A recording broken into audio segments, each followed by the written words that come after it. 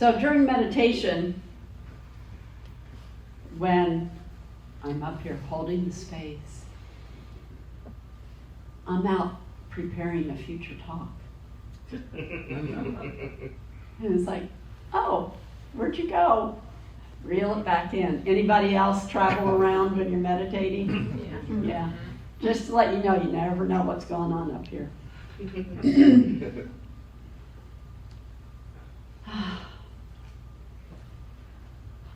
And I share that only because it's just a point of being human, right?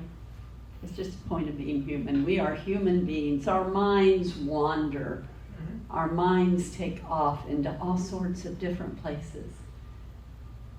Our minds are great at celebrating, at making judgments, passing judgment.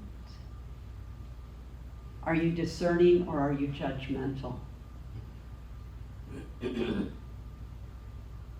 Just asking. I prefer to say I'm discerning because it sounds much better and much kinder than to say I'm judging someone. We are human beings. We are egoic beings. We are spiritual beings. And first and foremost, we are these beings that are one with this all-loving presence by whatever name you want to call God, whether it's the life force, divine mind, God, Allah, whatever it is. We cannot recognize any of that without first coming into a realization that we are a part of that. And before I can be here for you, I need to be here for me. For me to do the best job that I can do in the world, showing up, being a caring and loving and compassionate and generous human being to humankind, I must first be that for myself. Otherwise, I am an empty vessel. And if I'm not already empty, I'm going to be empty pretty soon. Because it is so important for us to love ourselves so fully that we actually remember to do it. To get, I'm standing up here, I'm not saying I have mastered this. But isn't that a wonderful goal and intention?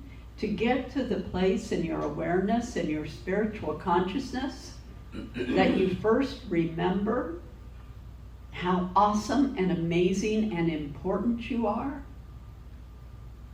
And to first come from that place and then to go out into the world. To go out into your home. Maybe some of you have mastered that. I don't know. But I think we're all pretty much probably close to being in the same boat some of the time, if not a lot of the time. We often talk about, if I had had this conversation, say, when I was growing up, if I had had this around my parents, I would have been told that I was so self-centered and so selfish. Because there just wasn't the awareness that to do it differently. That's not a criticism, it's an awareness. That's a discernment about my family. But, we grow up in in our social norms and in our culture, and it truly is not a criticism. It is an awareness. I do remember one time, it was a Christmas, and I was so happy with a gift that I had received from my husband, and I was just so happy about that. And I remember there was a member of my family, well, aren't you special? And just shut me up, shut me down. Now, they were not purposely doing that, and that was speaking more about where that person was in that moment. And maybe I was being a little over the top, I don't know, but heaven forbid anybody should have been over the top happy. Right? Thank you, Don. I mean, I'm hearing myself say that. Hello? So I have a feeling I'm not quite alone in some of those ways that we come to where we are now in the world. Are you capable? Are you even interested in loving yourself that much? That you can love yourself not from a place of that self-centered, braggadocious, how do I even say this? I think you know what I mean. We can be really rude and self-centered and narcissistic, right? I'm not talking about that. I'm talking about that true, spiritually centered, even though we may not be aware that that's what we're doing in that moment. But to care for ourselves so much that we know that we cannot be any good for anyone if we don't first take care of ourselves. Reverend Jim Reeves, he is one of the ministers at Mile High Church in Denver, a Centers for Spiritual Living. He wrote the writings for July in the Science of Mind magazine, and this one just touched me so much. I am a safe place, I am a sacred space. We talk about creating safe spaces, supportive environments where people can let their hair down and share openly, loving environments where brave conversations can be had, where anger and grief can be heard without needing to be fixed or tangled with, where truth can be spoken and the individual held in wholeness, even in the midst of an experience of extreme brokenness. To be considered safe, such a place demands confidentiality, listening, non-judgment. We talk about creating sacred spaces where spirit is at the center, and we behave not like self-preserving egos, but like souls where we are one. To be sacred, such a space requires prayerfulness, openness, magic. Sometimes the space doesn't contain what it needs to feel safe or to support the sacred. In those places, remember this: you are a safe place. You are a sacred space. You are an environment for deep listening and acceptance. You are a presence for God and spiritual becoming. You are a safe place. You are a sacred space. When it comes to supporting others in growth and positive transformation, nothing is more valuable than being a safe place, a sacred space. If I live knowing I had been that more often than not, I am a happy man. God knows I remember everyone who has been that for me. A safe place isn't just something you create, it's something you participate in. A sacred space isn't just something you hold, but something you become. Beautiful words, beautiful sentiment, wonderful lesson. And he's talking about how we show up in the world. But I want us to take a step inward and invite us to remember to first be that for ourselves. First, be that for yourself. Be that safe place. Be that safe place for yourself. When you hear yourself being self-critical, when you're having conversations that are denigrating to who you are, anybody do that? Any recognition of how easy it can be to fall into that place where we're second guessing, we're criticizing, we're doing, oh my goodness, we're so hard on ourselves. We need to be that safe place first for ourselves, and we need to be a sacred space for ourselves. And of course we're going to mess up. Of course we're going to forget. But when we forget and we find ourselves feeling off balance again in mind, body, and spirit, in thinking, feeling, and actions, when we feel that we're just totally off balance, to first stop and go, okay, let me be quiet and go within and see where my conversations are. Let me go within and see how I am feeling about myself in this moment.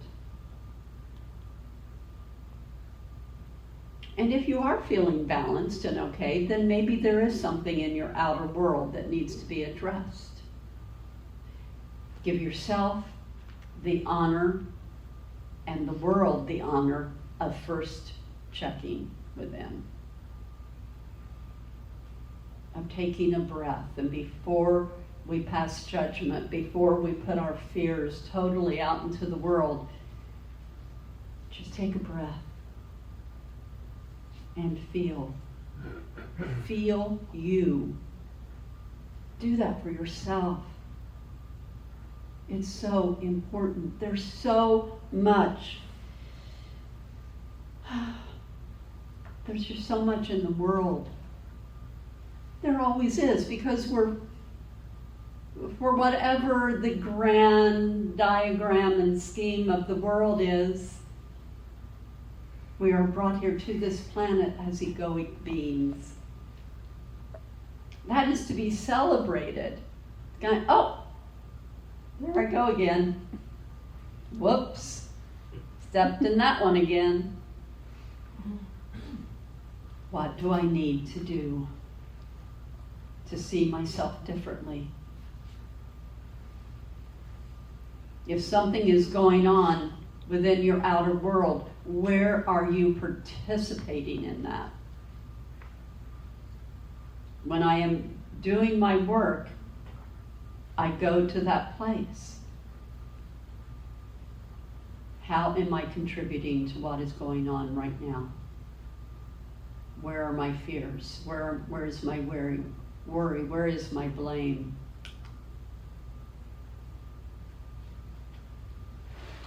Actually, I put Jim's quote on that, but it's actually Ernest Holmes. Not only shall I walk on this light, in this light, I think is supposed to be. Not only shall I walk in this light, I shall radiate it. Not only will I know that it exists, I will remember to radiate it. So, it's been a rather exciting week in the United States of America, with a lot of activity and a lot going on. And I think it was on Monday morning that I checked in on Facebook, and one of my colleagues had shared this video.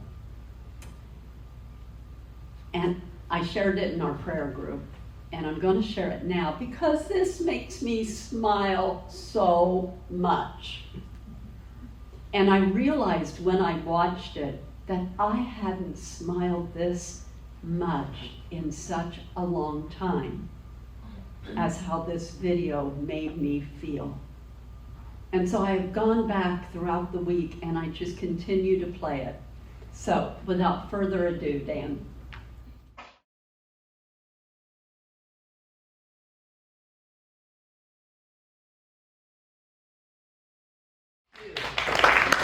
Well, it's happiness, right? Doesn't that just make you smile from ear to toe?